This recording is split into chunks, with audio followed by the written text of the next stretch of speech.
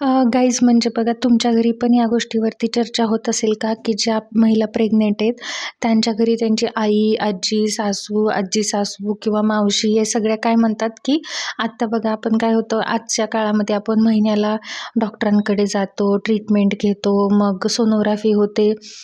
3ऱ्या महिन्यातली 5व्या, 7व्या, 8व्या आणि दर महिन्याला आपण जातो.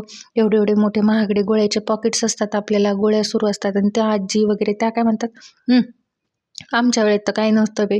आम्ही तर अशाच डिलिव्हरी झालो. तुझा बाप काय असाच पैदा झाला का? तुझा नवरा काय असाच पैदा झाला का? ह्या कंप्लेंट करतात त्या. आणि त्यांना असं दाखवून द्यायचं असतं, की हे तुमचे चोचलेत. आणि आमच्या वेळेस काही नव्हतं तरी आम्ही छान अगदी हेल्दी डिलिव्हरी झालो. पण त्यांना हा व्हिडिओ दाखवा किंवा त्यांना ह्या गोष्टी सांगा, की आधीच्या जमान्यामध्ये काय होतं किंवा आधीचा जो काळ होता. बघा आता आपण जर संत्री खातोय, तर त्या संत्रीमधून आपल्याला व्हिटॅमिन सी भेटेल का नाही ह्याची गॅरंटी नाही आहे.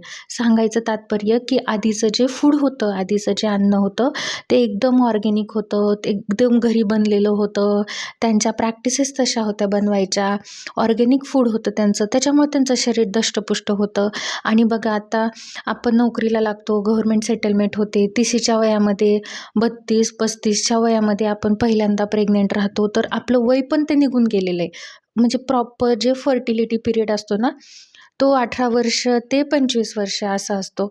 आणि त्याच्या पुढं सुरू होतं. म्हणजे तेवढ्या पिरियडमध्ये असतो. तर मग आधीचं खाणं वेगळं, आत्ताचं खाणं वेगळं आहे. मग आपल्याला एक्स्ट्रा सप्लिमेंटची गरज लागेल ना बेबी हेल्दी पैदा करण्यासाठी.